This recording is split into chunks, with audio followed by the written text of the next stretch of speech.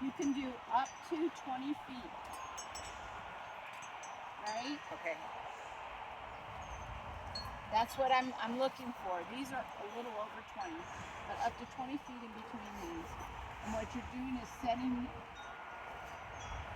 your dog up here, and you're starting here. And you're moving to about right there is the most I want you to be able to do. And your dog is driving to something, okay? Eventually, this goes away. But right now we're having them, what happens is this gets faded, right? And what you end up doing is throwing something, or someone else throws it forward, okay? The other thing that I want you to work on with this go on is your position moving lateral, so that you're still moving straight ahead, but your position gets further and further off the dog's line, and you're saying go and they're still running straight. They're not looking at you saying, are you sure you want me to do this, and then turning back and going. I want them running to this thing over and over and over with you at a lateral distance before you start to fade your toy. Okay? Now, that's the one thing. The second thing you're working on this is all the same, but you add a decel cue. A what? Diesel. Decel cue. Like a Dig, rat dig, or a dig. dig. Left, Yeah. Yeah. whatever it is, okay? What we did was dig. And you are still not going past this area, okay? So the human is only going to here, and you have to start your decel in relationship to where the dog is, right? So that's where you should be doing your decel, to ask for your dig and the reward. So you leave this here for that, but your reward is now here, okay? But this little thing that they're running to should stay out there, because you're teaching them the difference between the verbal cues. And you want them to be challenged, okay? And I want them to be challenged with an object out here. Like I would put Pi's toy out there, and I would have another toy on the wing, okay? So those are two things that we just worked on. Go on versus decel cue. Now, the last thing that everybody needs to work on is reinforcement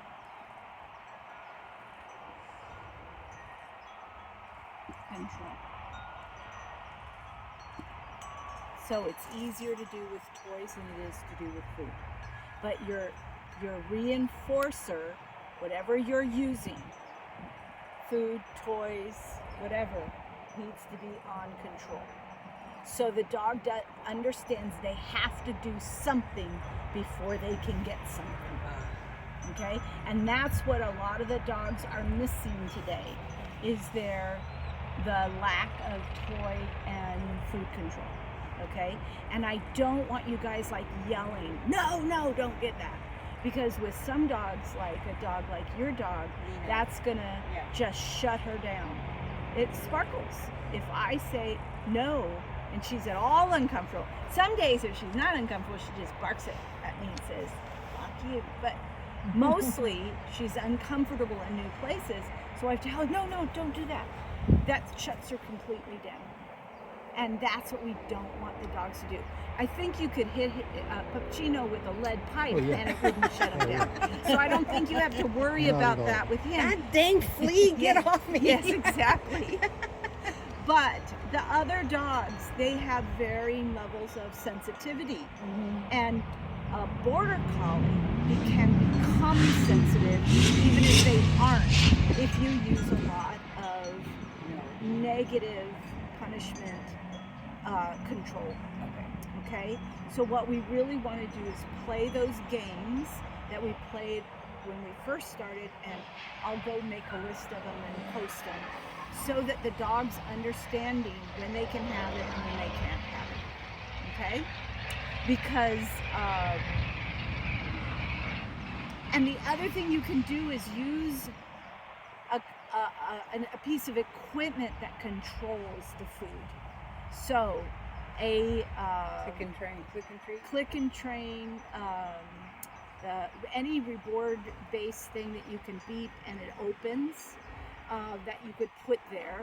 You know, there's smaller ones now on the market. There's a lot of options available. I haven't used any of those. I just get control and then use the toy, because the toy is easier to control than the food in your face. That's just the nature of the beast. It's except for it depends on the dog. Like if the dogs don't like food, then the food is much easier to control than the toy. But that's more hormonal. So I gave you a lot to work on today. This is going to be a theme we're going to continue working on. I want you to have every day, I want you to say, what am I going to work today? One or two of these items that are on my list. When am I going to the park and work on this? Or use my backyard if you have it.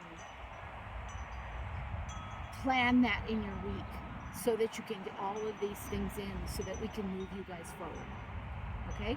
Also, we got to work on your contacts, your teeter, you know, all of that. And I need you to start learning how to walk the course. But those things are all coming, but those are meaningless if we don't have these skills. Okay? Yes, ma'am. Good class tonight. You guys did great. Thank you. We'll see you next week.